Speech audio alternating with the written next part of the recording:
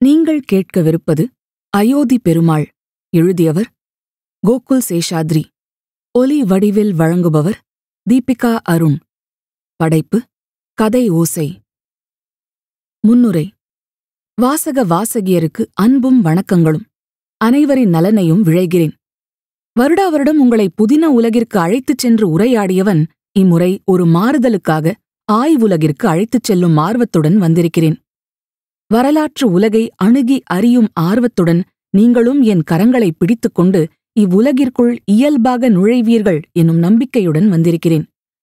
இந்த உலகம் நமது முன்னோர் வாழ்வியலுக்கும் பண்பாட்டிற்கும் இன்னமும் நெருக்கமானது. ஒரு கதாசிரியனின் கற்பனைகளால் கட்டியமைக்கப்படாமல் உண்மைகளால் உருவானது. சத்தியத்திற்கே உரித்தான பிரத்யேக கவர்ச்சி கொண்டது. உங்களை இந்த உலகிற்குள் உரியபடி அழைத்துச் செல்லும் முன் முதலில் நான் எப்படி அங்கு சென்று சேர்ந்தேன் என்பதை கூற வேண்டுமல்லவா? ஆக அங்கிருந்தே துவங்குகிறேன். 20 வருடங்களுக்கு முன் 2003இல் நண்பர்களுடன் மேற்கொண்ட திருக்கோவில் பயணங்களின் வழி வரலாறு தன் வாயிற்கதவை திறந்து வா வா என்று அன்போடு அழைத்தது. அதன் வசீகர அழைப்பை மறுதலிக்க முடியாமல் உள்ளே நுழைந்தேன்.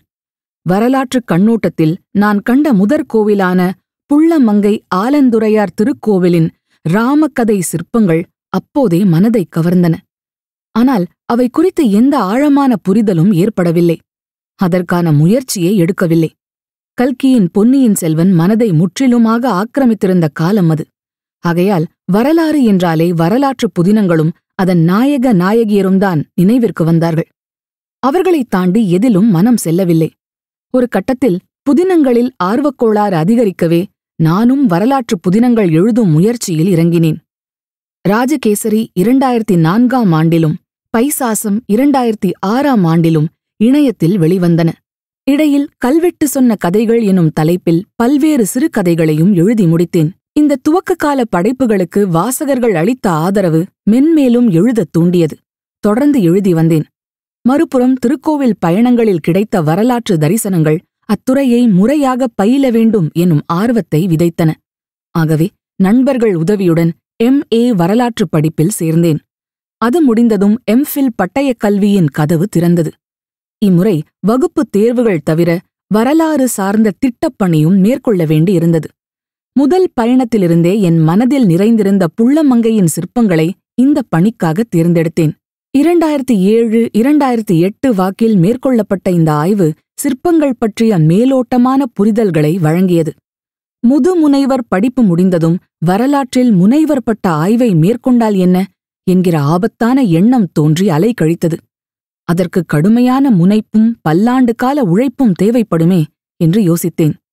ஒரு ஆர்வக்கோளாறில் படிப்பை துவங்கிவிட்டால் பின்னர் மனைவி மகனுடன் அன்றாடம் செலவழிக்கக்கூடிய நேரத்திற்கே ஆபத்து வந்துவிடுமோ என்று அச்சம் ஏற்பட்டது.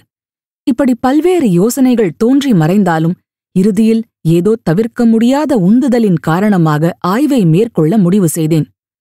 2009இல் எனது ஆய்வு படிப்பு துவங்கியது. ஆய்வுக்காக நான் முதலில் தேர்ந்தெடுத்த தலைப்பு முதலாம் பராந்தகச் சோழர் கால சிற்பங்கள் ஒரு ஆய்வு என்பதே. பொதுக்காலம் 10ஆம் நூற்றாண்டின் முற்பகுதியில் சோழ சிங்காதனம் ஏறியவர் முதலாம் பராந்தகச் சோழர். நமக்கு மிகவும் நெருக்கமான முதலாம் ராஜராஜ சோழரின் கொள்ளுப்பாட்டனார். இவரது காலத்தில் உருவான கற்றளிகள் பல காலமாகவே எனது மனதை கவர்ந்திருந்தன. இதில் புள்ளமங்கை திருக்கோவிலும் ஒன்று. முற்சோழர் கோவில்கள் என்று வரலாற்றறிஞர்களால் வகைப்படுத்தப்பட்டிருந்த இக்கோவில்கள் கட்டுமான நோக்கிலும் சிற்ப நோக்கிலும் வார்த்தைகளில் வடித்துவிட முடியாத செழுமையும் அழகும் நிரம்பியவை, தனித்துவமானவை. பல்லவர் காலத்தில் உருவான அடிப்படை கற்றளிக்கூறுகள் முழுவதையும் உள்வாங்கி அதில் பிராந்திய கலை அம்சங்களையும் சமுதாய கண்ணோட்டங்களையும் கலந்து சோழச் சிற்பிகள் படைத்திருக்கும் இக்கோவில்கள் பாரத கலை வரலாற்றில் உன்னதமான இடத்தில் தனி அத்தியாயங்களாக திகழ்பவை. எந்த ஆய்வாளனும் வாழ்நாள் முழுவதையும் செலவிட்டாலும் முழுமையாக ஆராய்ந்து முடிக்க முடியாத ஆழம் கொண்டவை. இந்த கோவில்களின் அருமை முழுவதையும் அறியாத காரணத்தால் அசட்டுத்தனமாக இவற்றை ஆய்வுக்காக தேர்ந்தெடுத்தேன். முற்சோழர் கோவில்களுள் எவற்றை ஆய்வு செய்யலாம்? எவ்வாறு ஆய்வு செய்யலாம்? இவற்றை வேறு ஆய்வாளர்கள் எவரேனும் ஆய்வு செய்துள்ளனரா? அவர்கள் வெளியிட்டுள்ள நூல்கள் மற்றும் ஆய்வேடுகள் எவை எவை? அவற்றில் பதிவாகியிருக்கும் தரவுகள் என்னென்ன? அறிஞர்கள் பலராலும் ஆராயப்பட்டுவிட்ட சோழர் கோவில்களைப் பற்றி மேற்கொண்டு சொல்வதற்கு என்னதான் மிச்சமுள்ளது? என்று ஏராளமான கேள்விகள் எழும்பி நின்றன. நினைத்து நினைத்து மனம் சோர்ந்து போனது. என்றாலும் முடிந்த வரையில் செய்திகளை படித்தும் தொகுத்தும் வந்தேன். நாட்கள் சென்றன. 2009 முடிந்து 2010 பிறந்தது. ஆய்வில் பெரிய முன்னேற்றம் ஏற்படவில்லை. அப்போது பைசாசம் நாவலை எழுதி வாசகர்களை பயமுறுத்திவிட்டு சேரர் கோட்டைக்குள் புகுந்திருந்தேன். முதலாம் ராஜராஜரின் காந்தளூர் சாலை கலமறுத்த நிகழ்வை பற்றிய அந்த கதை என்னவோ நன்றாகத்தான் சென்று கொண்டிருந்தது. ஆனால் ஒரு புறம் நாவல் எழுதிக்கொண்டே மறுபுறம் ஆய்வை மேற்கொள்ள இயலவில்லை. இரண்டிலும் உருப்படியாக கவனத்தை செலுத்த முடியாமல் தவித்து வந்தேன். இந்நிலையில் திடீரென்று ஒரு நாள் மணிக்கட்டில் கடுமையான வலி ஏற்பட்டது. கணிப்பொறியில் தட்டச்சு செய்யவே முடியவில்லை. உங்களுக்கு கார்பல் டனல் சிண்ட்ரோம் ஏற்பட்டுள்ளது. உடனடியாக கணிப்பொறி பயன்படுத்தும் நேரத்தை குறைத்துக் கொள்ளுங்கள், இல்லையேல் அலுவலகப் பணியே கேள்விக்குறியாகிவிடும் என்று மருத்துவர்கள் எச்சரிக்கை விடுத்தார்கள். பயந்து போனேன். இப்படியே சென்றால் முதலுக்கே மோசம் வந்துவிடும் போல் இருந்தது. ஏதேனும் ஒரு முடிவை எடுக்க வேண்டிய நெருக்கடி ஏற்பட்டிருந்ததை உணர்ந்தேன். நிதானமாக யோசித்தேன். வேறு வழியின்றி மனதை கல்லாக்கிக் கொண்டு சேரர்கோட்டை புதினத்தை பாதியில் நிறுத்தினேன். வாசகர்களிடம் மன்னிப்பு கோரினேன். அவர்கள் ஏமாற்றமடைந்தாலும் எனது நிலையை புரிந்து கொண்டு விரைவில் நலம் பெற்று திரும்புங்கள் என்று வாழ்த்தி வழி அனுப்பி வைத்தார்கள். ஒரு புறம் அலுவலகப் பணிகள், மறுபுறம் குடும்பக் கடமைகள் என்ற அனைத்திற்கும் நடுவே எனது ஆய்வு ஆமை வேகத்தில் தொடர்ந்து நடைபெற்றது. இக்காலகட்டத்தில் ஆய்வுச் சூழலில் நான் எதிர்கொண்ட கசப்புகளையும் எதிர்மறை போக்குகளையும் ஏற்ற இறக்கங்களையும் விவரித்தால் அதுவே பல பக்கங்களுக்கு விரிந்துவிடும். ஆகவே சுருக்கமாக முக்கியமான செய்திகளை மட்டும் பகிர்ந்து கொள்கிறேன். எனது ஆய்வு முற்சோழர்கால சிற்பங்கள் பற்றியது என்பதால் துவக்கத்தில் சிற்பங்களை மட்டுமே கவனித்து வந்தேன். ஆனால் வெகு விரைவிலேயே அது தவறு என்பது புரிந்துவிட்டது. சிற்பங்களை புரிந்து கொள்ள வேண்டுமானால் முதலில் கோயில் எனும் உருவாக்கம் எது என்பதை புரிந்து கொள்ள வேண்டும். சிற்பங்களின் அமைவிடங்களாக விளங்கும் கட்டுமானத்தையும் அதன் அங்கங்களையும் அறிந்து கொள்ள வேண்டும். குறிப்பிட்ட நிகழ்வை காட்சிப்படுத்திய சிற்பிகள் அதனை எங்கே வடித்துள்ளார்கள், எவ்வாறு சித்தரித்துள்ளார்கள், பார்வையாளர்கள் அதனை எங்கே நின்று பார்வையிட்டார்கள், எவ்வாறு புரிந்து கொண்டார்கள் என்றெல்லாம் சிந்தித்தறிவதே முழுமையான புரிதலுக்கு வழிவகுக்கும் என்பது புலனானது. ஒவ்வொரு நாளும் படிப்பு, படித்த தரவுகளின் தொகுப்பு, பின் கோவிற் பயணங்கள், மீண்டும் படிப்பு, மீண்டும் தொகுப்பு என்று ஆய்வு மெல்ல மெல்ல ஆழமாகி வந்தது. ஆனால் முற்சோழர்கால சிற்பங்களைப் பற்றி ஆய்வு செய்து அப்படி என்னதான் கண்டறியப் போகிறேன்? எனது ஆய்வேடு இன்னின்ன சிற்பங்கள் இவ்வாறு அமைந்துள்ளன என்பதைத் தாண்டி எத்தகைய புதிய புரிதல்களை வழங்கப் போகிறது என்பது புலப்படவில்லை. இருந்தாலும் மனம் சோர்ந்து விடாமல் என்னை நானே உற்சாகப்படுத்திக் கொண்டு தொடர்ந்து பணியில் ஈடுபட்டு வந்தேன். நேர்மையுடனும் ஆர்வத்துடனும் தன்னை நாடி வரும் எவரையும் வரலாறு வெறுங்கையுடன் திருப்பி அனுப்பியதாக வரலாறே இல்லை. பல்வேறு நெருக்கடிகளுக்கிடையே நான் மேற்கொண்ட ஆய்வு முயற்சி ஏதோ ஒரு கட்டத்தில் நமது முன்னோர்களின் ஆன்மாவை தொட்டிருக்க வேண்டும். இவனுக்கு ஏதேனும் ஒரு வழியை காட்ட வேண்டும் என்று இறை தீர்மானித்திருக்க வேண்டும். பிரபஞ்ச வெளியில் ஏதோ ஒரு அசைவு ஏற்பட்டிருக்க வேண்டும். ஒரு ஆசி எனக்குள் ஒளிக்கீற்றாய் இறங்கியிருக்க வேண்டும். எனது ஆய்வில் முக்கியமான திருப்புமுனை ஏற்பட்டது. ஒரு நாள் முற்சோழர் கோவில்களுள் ஒன்றான கும்பகோணம் நாகேஸ்வர சுவாமி திருக்கோவிலின் ராமகதை சிற்பங்களை ஆராய்ந்து கொண்டிருக்கையில் கருணை கடலான ராமபிரான் தனது அனுஜன் மூலம் என்னை அழைத்தான். அந்த சிற்பங்களில் காணப்பட்ட அனுமனின் மாறுபட்ட தோற்றமும் செய்கைகளும் மனதை கவர்ந்தன. அடடே, இது வழக்கமான அனுமனின் தோற்றம் போல் இல்லையே, வித்தியாசமாக உள்ளதே என்று எண்ணம் ஏற்பட்டது. எனது ஆய்வுக்களமான முற்சோழர் கோவில்கள் பலவற்றிலும் இதுபோன்ற ராமகதை சிற்பங்கள் அமைந்துள்ளமை நினைவிற்கு வந்தது. இவற்றைப் பற்றி முந்தைய ஆய்வாளர்கள் குறிப்பிட்டிருந்தனரே தவிர எவரும் முழுமையாக ஆராயவில்லை. இச்சிற்பங்களை ஆழமாக ஆராய்ந்தால் என்ன என்று தோன்றியது. எனது பல வருட ஆய்வுக் காலத்தில் இதுபோல் எத்தனையோ எண்ணங்கள் தோன்றி மறைந்துள்ளன. இதை ஆய்வு செய்தால் என்ன, அதை ஆய்வு செய்தால் என்ன, இது நன்றாக இருக்கிறதே, அது வித்தியாசமாக தோன்றுகிறதே என்று பலவற்றையும் பரிசீலிப்பேன். நாளடைவில் அவை மறந்து போய்விடும். அந்த ஆரம்பகட்ட உற்சாகம் நீர்த்துப் போய்விடும். ஆனால் ஏதோ சஞ்சித வினை காரணமாக இம்முறை அவ்வாறு ராமகதையை புறக்கணிக்க இயலவில்லை. உள்ளிருந்து ஒரு குரல், இதுதான் உன் பாதை, இதில்தான் உன் ஆய்வு உள்ளது என்று தீர்மானமாக கட்டியம் கூறியது. ஒரு பெருமூச்சுடன் வால்மீகி ராமாயணத்தை முறையாக வாசிக்கத் துவங்கினேன். அதுவரையில் மிக மேலோட்டமாகவே கதையை அறிந்திருந்தவன் இப்போது ஆய்வு மாணவனுக்குரிய அக்கறையுடன் ஒவ்வொரு காண்டமாக, ஒவ்வொரு சர்க்கமாக பிரித்து பயிலத் துவங்கினேன். நான் ஆராய முற்பட்ட சிற்பங்கள் சோழர் கோவில்களில் அமைந்திருந்தமையால் சோழ நாட்டைச் சேர்ந்தவராக கருதப்பட்ட கம்பரின் படைப்பையும் வாசிக்க வேண்டும் என்று தோன்றியது.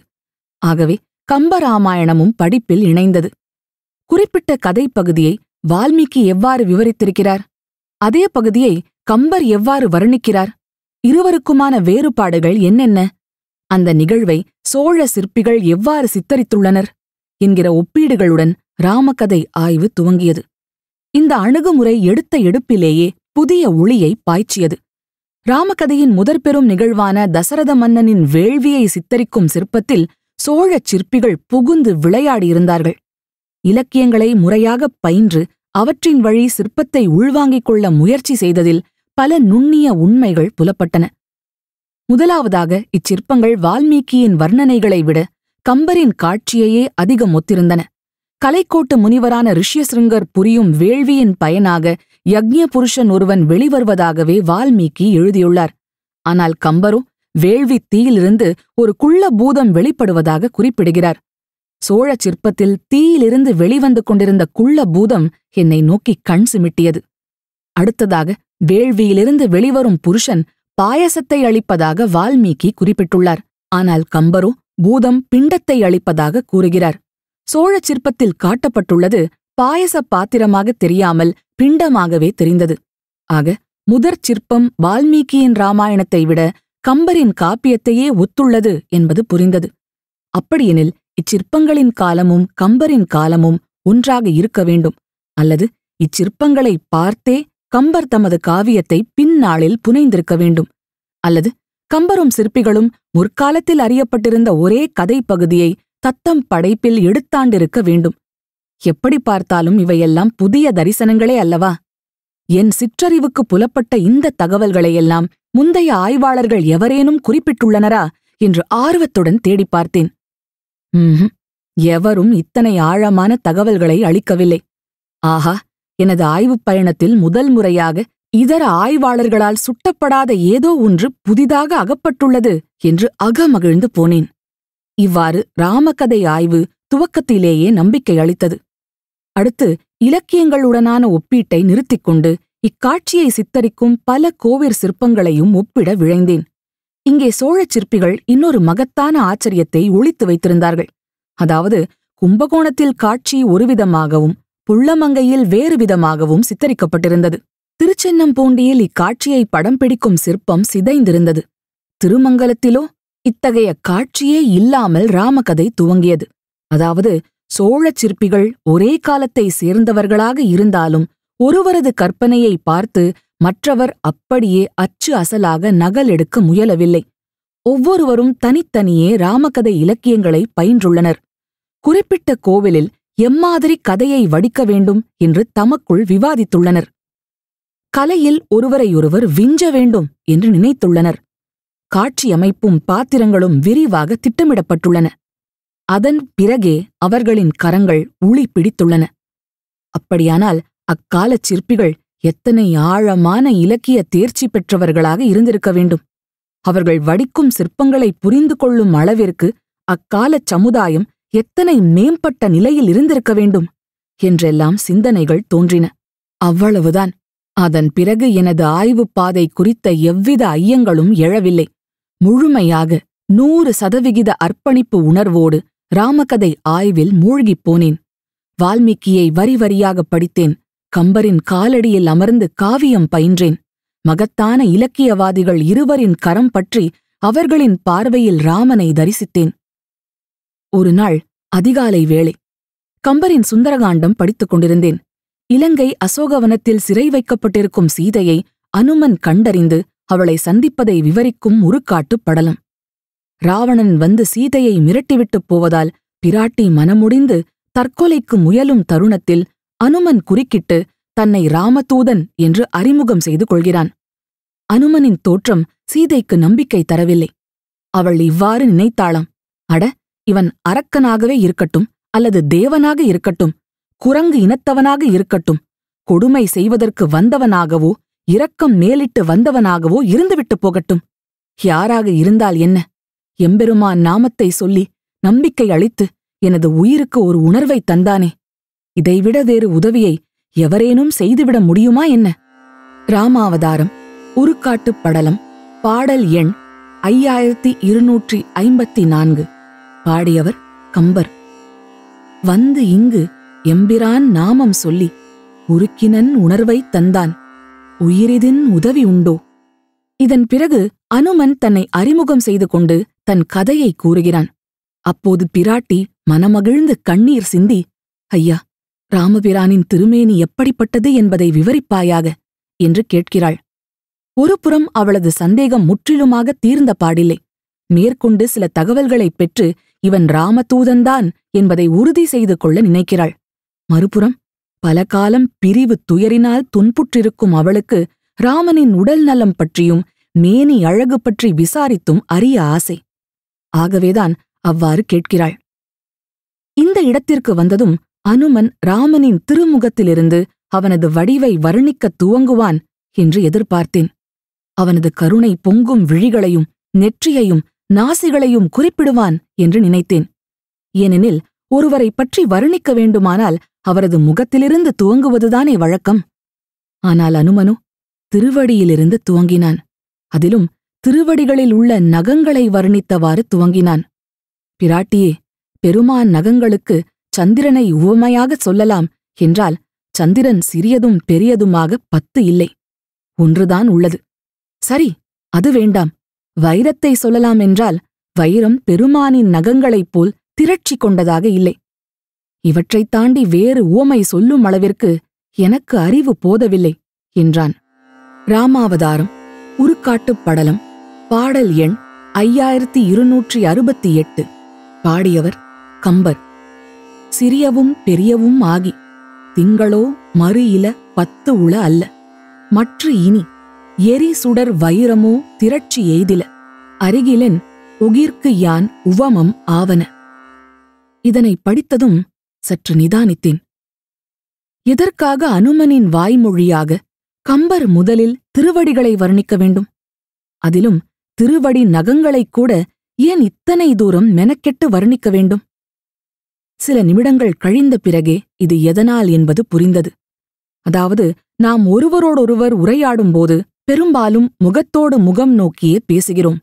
அதனால்தான் அவரைப் பற்றி வர்ணிக்கும்போது முகத்திலிருந்தே துவங்குகிறோம். ஆனால் அனுமனோ ராமனுக்கு முன் குனிந்த தலை நிமிராதவன், அண்ணலின் திருவடிகளை பார்த்தவாறே நிற்பவன்.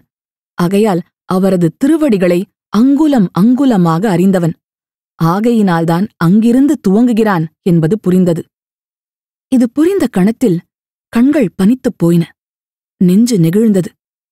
இதனைப் பாடும் கணத்தில் கம்பர் அனுமனாகவே மாறிவிட்டார் என்று தோன்றியது. பரத சாஸ்திரத்தில் 4 வகை அபிநயங்களுள் சத்வம் என்று ஒன்றை குறிப்பிடுவார்கள். ஆடலில் ஈடுபடுபவர் ஆடு பொருளாகவே மாறிவிடும் அத்வைத நிலை அது. சிவமாக ஆடல் புரிபவர் சிவமாகவே மாறிவிடும் கணம் அது. கம்பர் அடைந்த அத்தகைய ஒருமை நிலை என்னையும் அதே ஒருமைக்கு அழைத்துச் சென்றது. சில கணங்களே நீடித்த அந்த பரவச நிலை ஆய்வு என்பதைத் தாண்டி ராம பக்தி எனும் உணர்வை மனதில் ஆழமாக ஊன்றியது. அன்று முதல் எனது அன்றாடத் துதியில் நாடிய பொருள் கைகூடும் எனும் கம்பராமாயணச் செய்யுளும் இணைந்தது. நாட்களும் மாதங்களும் வருடங்களும் கழிந்தன. மொத்தம் 142 சிற்பங்களை உள்ளடக்கிய ஆய்வை முடித்து 308 பக்க ஆய்வேட்டை நிறைவு செய்தேன். எனது படிப்பிற்கு உறுதுணையாய் நின்ற பல்கலை உதவியுடன் தேர்வு முடிந்தது. நடுவர்கள் எனது பணியை பாராட்டினர். நல்ல மதிப்பெண்கள் பெற்று தேர்ச்சி அடைந்தேன். நீண்ட கால உழைப்பு ராமன் அருளினால் முடிவுற்றதை நினைத்து உளம் நிறைந்தேன். பல வருடங்களாக தேங்கிப் போயிருந்த எனது புதின ஆர்வம் மீண்டும் தலை தூக்கியது. கல்வெட்டு கதை மாந்தர்கள் ஆர்வத்தோடு கண் விழித்துக் கொண்டார்கள். முதலில் திருமாளிகை சிறுகதை தொகுப்பு, அடுத்து 1000 வருட புன்னகை எனும் பயண அனுபவ நூல், பின் ராஜகேசரியின் 3வது பாகமான உதயபானு நெடுந்தொடர் என்று வரிசையாக புதின எழுத்துக்கள் என்னை பூரணமாக ஆக்கிரமித்தன. வருடங்கள் கழிந்தன. வழக்கமாக தேர்வு முடிந்த கையோடு படித்தவற்றை பத்திரமாக மூட்டை கட்டி வைத்துவிட்டு வேறு வேலையை பார்க்கச் செல்வதே என் வழக்கம். ஆனால் ராமகதையை அவ்வாறு மறக்க இயலவில்லை.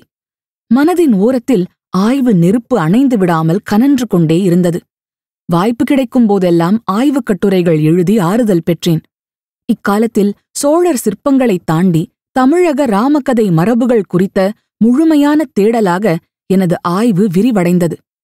அதாவது சங்க காலம் துவங்கி ஒவ்வொரு காலகட்டத்திலும் கிடைக்கும் இலக்கியச் சான்றுகள், கல்வெட்டுகள், செப்பேடுகள் மற்றும் சிற்பங்கள் என்று அனைத்திலும் கவனம் சென்றது. தமிழ் ஜைன மரபில் ராமகதை என்றொரு கட்டுரை, சம்பந்தரின் பதிகங்களில் ராமகதை செய்திகள் என்றொரு கட்டுரை, ராவணனின் கைலை பெயர்ப்பு குறித்து ஒரு கட்டுரை, சோழர்கால கல்வெட்டுகள் குறித்து ஒரு கட்டுரை, இப்படி பல கட்டுரைகள் எழுதினேன். எனது ஆய்வு பரப்பு தமிழகம் மட்டுமே என்றாலும் பாரத அளவில் நிகழ்ந்த ராமகதை வளர்ச்சிப் போக்குகளையும் புரிந்து கொள்ள வேண்டிய அவசியம் ஏற்பட்டது. ஆகவே அதையும் படிக்க வேண்டியதாயிற்று. படிக்க படிக்க இந்த பெரு மரபின் விரிவும் ஆழமும் பிரமிப்பளித்தன. இதனை புரிந்து கொள்ள ஒரு வாழ்நாள் முழுவதும் போதாது என்று தோன்றியது. இந்நிலையில்தான் இந்திய உச்சநீதிமன்றத்தின் ராமஜென்ம பூமி வழக்கு ஒரு முடிவிற்கு வந்து அயோத்தியில் ராமனுக்கான திருக்கோவில் அமைக்கும் சூழல் உருவானது. அதனையொட்டி தமிழக ராமகதை மரபுகள் குறித்த ஆய்வை நூலாக எழுதி வெளியிட்டால் என்ன என்கிற மெல்லிய யோசனை தோன்றியது. உடனே அதனை புறந்தள்ளி வைத்தேன். இது நம்மால் ஆகாது, இதற்கு தேவைப்படும் உழைப்பும் நேரமும் மிக அதிகம் என்று ஒதுக்கிவிட்டேன். சில காலம் கழித்து மீண்டும் அதே எண்ணம் தலை தூக்கியது. இம்முறை உள்ளிருந்து எழுந்த குரல் அழுத்தமாக ஒலித்தது. உனது ராமகதை ஆய்வை எழுத வேண்டிய நேரம் வந்துவிட்டது, ஆயத்தமாகு. 20 வருடங்கள் தொடர்ந்து எழுத்தாளனாக இயங்கி வந்ததினால் புறவய மனதிலிருந்து எழும் குரலுக்கும் அகவயமாய் இதயத்தின் அடி ஆழத்திலிருந்து எழும் குரலுக்குமான வேறுபாட்டை என்னால் உணர முடிந்தது. புறவய குரல் என்னுடையது, அதாவது நான் எனும் தன்னுணர்வின் குரல், voice of the individual self. ஆனால் அகவயக் குரல் உள்ளுணர்வின் குரல், ஆன்மாவின் குரல், voice of the intuitive self. ஒன்று கடந்த கால ஞாபகங்கள் மற்றும் அனுபவங்களின் பிழிவு. ஆனால் மற்றது அனுபவங்களுக்கும் அறிந்தவற்றுக்கும் அப்பாற்பட்ட பிரபஞ்ச மையத்திலிருந்து, பேருணர்விலிருந்து எழுவது. தர்க்கவாதங்களினால் உருவான நமது சிந்தனைகளும் அதனையொட்டிய கல்வி முறையும் பிரபஞ்ச அறிவின் குரலை முழு முற்றாக மறுதலிப்பதற்கே நம்மை பயிற்றுவித்திருக்கின்றன. ஆகவே அந்த குரலை கேட்பதற்கே நாம் ஆயத்தமாக இல்லை. ஆனால் பல வருடங்களுக்கு முன் அந்த குரலை காது கொடுத்து கேட்டதன் பயனாகவே கணிப்பொறித் துறையில் முழுநேர பணியிலிருந்த நான் தமிழ் எழுத்தாளன் ஆனேன். அந்த குரலின் ஆணையை ஏற்றதினாலேயே வரலாற்றாய்வு எனும் பாதையை தேர்ந்தெடுத்தேன். ஆகவே அந்த குரலை புறக்கணிப்பது இயலாத காரியம். எனவே எழுதித்தான் பார்ப்போமே என்று தயக்கத்துடன் முடிவெடுத்தேன். ஆனால் இந்த ஆய்வு நூலை உரிய காலத்திற்குள் எழுத வேண்டுமெனில் தற்போது எழுதிவரும் உதயபானு சரித்திரத் தொடரை தள்ளி வைத்தாக வேண்டும். எனக்கு கிடைக்கும் குறைவான நேரத்தில் 2 நூல்களையும் எழுதுவதென்பது இயலாது. ஆகவே உதயபானுவின் அடுத்த பாகத்தை தாமதிக்க முடிவு செய்தேன். இதற்காக அந்த நூலை எதிர்பார்த்து காத்திருக்கும் எண்ணற்ற வாசக வாசகியரிடம் வருத்தத்தை தெரிவித்துக் கொள்கிறேன். இந்த தாமதம் சற்று ஏமாற்றமளித்தாலும் இனி வரப்போகும் பாகங்கள் இனிதே அமையும் என்று எதிர்பார்க்கிறேன். எழுத முடிவெடுத்த சில நாட்களில் நூலின் தலைப்பு மனதில் தோன்றியது. அயோத்தி பெருமாள். நூலை திட்டமிடத் துவங்கினேன். அத்தியாயங்களை எவ்வாறு அமைத்துக் கொள்ள வேண்டும் என்பதில் குழப்பம் ஏற்பட்டது. ராமகதை குறித்த நூலை எங்கே என்று துவங்குவது? இந்திய அளவில் துவங்குவதா, தமிழகத்தில் துவங்குவதா, அடுத்தடுத்த தலைப்புகளை எவ்வாறு எடுத்துச் சென்று எங்கே முடிப்பது? ஒன்றும் புரியவில்லை. பெரும் அயர்ச்சி ஏற்பட்டது. ராமனை துதித்தேன். உனது ஆணையினால்தானே எழுதத் துவங்கினேன். இந்த முயற்சி கைகூட உதவி புரிய வேண்டியது உனது கடமை அல்லவா? ஒரு கட்டத்திற்கு மேல் நூல் வளரவில்லை என்றால் முயற்சியை கைவிட்டு வேறு வேலையை பார்க்கப் போய்விடுவேன். ஆமாம் என்று கூறிக்கொண்டே எழுதத் துவங்கினேன். முதலில் இந்திய அளவிலான ராமகதை மரபுகள் குறித்த அறிமுக அத்தியாயத்தை எழுத முயன்றேன். ஒரு பிடியும் கிட்டவில்லை. ஏதோ தொடர்பில்லாமல் எழுதி வந்தேன். ஒரு கட்டத்தில் அதனை நிறுத்திவிட்டு அடுத்த அத்தியாயத்தை சங்க இலக்கியங்களில் ராமகதை எனும் தலைப்பில் எழுதத் துவங்கினேன். இம்முறை துவங்கிய ஓரிரு நாட்களில் எழுத்து பிடிபட்டுவிட்டது. தங்கு தடையின்றி புதிய சிந்தனைகளும் புதிய செய்திகளும் கிடைத்தன. சங்கப் புலவர்களை அத்தனை நெருக்கமாக அதுவரை நான் தரிசித்ததில்லை. அவர்களின் சிந்தனைகளும் செறிவும் வியப்பூட்டின. தமிழ் எழுத்தாளன் என்கிற முறையில் அவர்களுக்கும் எனக்கும் காலங்கடந்த பந்தம் என்றுமே உண்டு. அந்த நெருக்கத்தின் காரணமாக அப்புலவர் பெருமக்கள் அருகில் என்னை அழைத்து அன்புடன் அமர வைத்துக் கொண்டனர். ஒவ்வொரு செய்யுளையும் வரி வரியாக விளக்கிக் காட்டினர். முந்தைய உரைகளில் முழுமையாக அடையாளம் காணப்படாத தரவுகளையும் புத்தம் புதிய ராமகதை மரபொன்றையும் சுட்டிக்காட்டினர். அவர்கள் விளக்கியதை அப்படியே எழுதிச் சென்றேன். அந்த அத்தியாயம் வீருடன் வளர்ந்து முடிந்தது. அடுத்தடுத்த அத்தியாயங்களை எழுதும் வல்லமையை அந்த அத்தியாயமே அளித்தது. அதன் வடிவத்தை அப்படியே நூல் முழுதும் பின்பற்றினேன். ஒவ்வொரு அத்தியாயமும் முதலில் ஒரு சிறிய அறிமுகத்துடன் தொடங்கும். அடுத்து காணப்போகும் சான்றுகள் பற்றிய தொகுப்பு, பின் சான்றுகள் குறித்த விரிவான ஆய்வு, இறுதியில் ஒரு தொகுப்பு. அவ்வளவுதான். சங்கப் புலவர்களுக்கு அடுத்து காப்பிய கர்த்தர்களான இளங்கோவடிகளையும் சாத்தனாரையும் தரிசித்தேன். பக்தி காலத்திற்குள் நுழைந்தேன். ஆழ்வார்களின் கரம் பற்றி அழுதேன். திருஞான சம்பந்தர் மற்றும் திருநாவுக்கரசரின் ராமகதை ஈடுபாட்டை நினைத்து வியந்தேன். இலக்கியங்கள் பற்றிய ஆய்வு ஒருவாறு நிறைந்ததும் சிற்பங்களில் சிந்தையை செலுத்தினேன். முதலில் ராமகதையை சிற்பத் தொடராக வடிக்க முடிவு செய்த அந்த மகா சிற்பியை தரிசித்தேன். அவரது காலடியில் அமர்ந்து காட்சிகளை உள்வாங்கினேன். நூலின் அளவு மிகப் பெரிதாக வளர்ந்துவிட்டதனால் முன்பு 300 பக்க ஆய்வேட்டில் விவரிக்கப்பட்ட முற்சோழ ராமகதை சிற்பங்கள் குறித்த செய்திகளை வெறும் 4 பக்கங்களுக்கு சுருக்கி எழுத நேர்ந்தது. சிற்பங்கள் பற்றிய அத்தியாயத்தை முடித்துவிட்டு கல்வெட்டுகள் செப்பேடுகள் குறித்து எழுதும்போதுதான் இந்நூலின் தலைப்பு முழுமையாக புரிந்தது. அயர்ந்து போனேன். மாநில அளவில் மட்டுமல்லாமல் தேசிய அளவிலும் கவனம் பெற வேண்டிய பல உண்மைகளையும் கருதுகோள்களையும் தமிழ் கல்வெட்டுகள் அடையாளம் காட்டின. அனைத்தையும் சமரசம் செய்து கொள்ளாமல் பதிவாக்கினேன். பண்டை தமிழ் சமுதாயம் பல நூற்றாண்டுகளுக்கு முன்பே ராமகதையை அறிந்திருந்தது மட்டுமல்லாது அதனை முழுவதுமாக உள்வாங்கிக் கொண்டதையும் அந்த மரபுடன் தன்னை அழுந்த அடையாளப்படுத்திக் கொண்டதையும் இந்த ஆய்வு தெளிவாக்கியது. மேலும் இம்மரபு வடக்கிலிருந்து தெற்கு நோக்கி வந்து சேர்ந்த ஒரு வழிச்சாலை அல்ல. அந்த புரிதலே தவறானது. அது இரு திசைகளிலும் இணைந்து பயணப்பட்ட இருபுரிச் சாலை.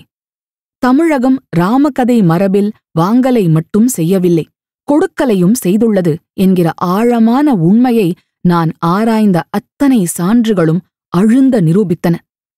தடையறாத நீரோட்டம் போல் நூல் வளர்ந்தது. எழுத எழுத ராமகதை மரபின் மீது அளவற்ற மதிப்பும் ராமனின் மீது எல்லையற்ற பக்தியும் தோன்றின. ஆய்வும் பக்தியும் எவ்வாறு ஒருசேர இணைந்து இயங்க முடியும்? ஆய்வாளன் பக்தி போன்ற உணர்ச்சிகளுக்கு ஆட்படக்கூடாதென்பது அடிப்படை விதி அல்லவா என்கிற கேள்விகள் எழுந்தன. பக்தி எனது கண்களை மறைக்கிறதா? ஆய்வின் கூர்மையை மழுங்கடிக்கிறதா என்று கவனித்தேன். இல்லை என்று கண்டேன். ஆறுதலடைந்தேன்.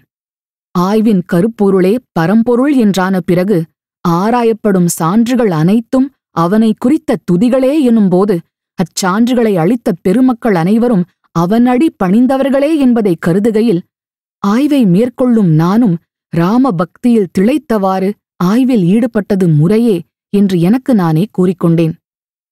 ஆய்வு என்கிற எல்லையைத் தாண்டி வேறு ஒன்றும் தெளிவானது.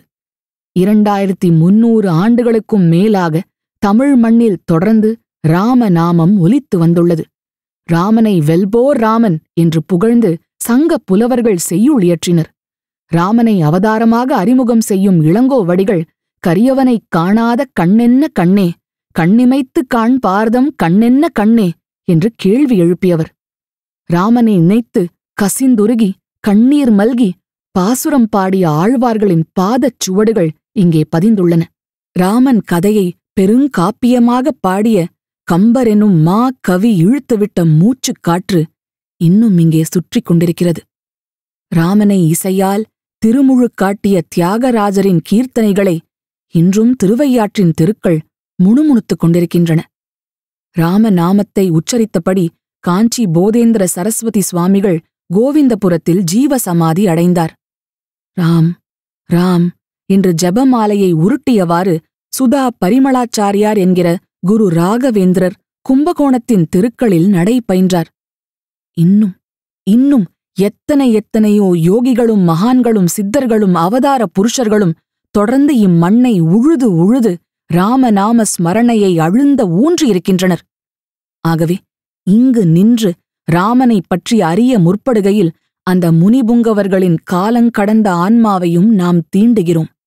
அவர்களின் ஆசிகளுக்கு உரியவராகிறோம். அத்தகைய நல்லாசிகள் இந்த நூலை வாசிக்கும் அனைத்து நேயர்களுக்கும் கிட்டுவதாக. அதற்கு இந்நூல் ஒரு கருவியாகவும் உதவியாகவும் இருப்பதாக என்று இறைவனை இறைஞ்சி இந்த முன்னுரையை முடிக்கிறேன். எனது ஆய்வுப் பயணம் நெடுகிலும் அயராது துணை நின்ற அன்பு மனைவிக்கும் மகனுக்கும் நெஞ்சம் நிறைந்த நன்றிகள். ஆய்வுப் பாதை எங்கிலும் வழிகாட்டி உதவிய ஆய்வாளர்களுக்கும் உடன் நடந்து வந்த நண்பர்களுக்கும் ஆய்வு நிறைவு பெற உறுதுணை புரிந்த பல்கலைக்கழக பேராசிரியர்களுக்கும் நிர்வாகிகளுக்கும் உளமார்ந்த நன்றிகள் உரித்தாகுக.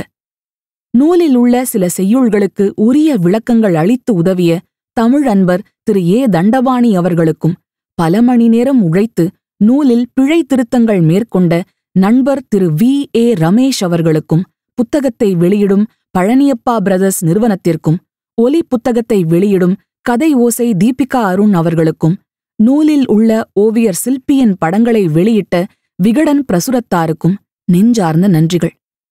20 வருடங்களாக தொடர்ந்து எனது எழுத்துக்களுக்கு ஆதரவளித்து வரும் வாசக வாசகியருக்கு கரம் குவித்த நன்றிகள்.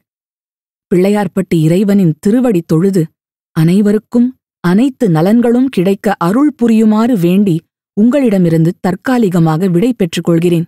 மீண்டும் அடுத்த படைப்பில் சந்திக்க வருகிறேன். நன்றி, வணக்கம்.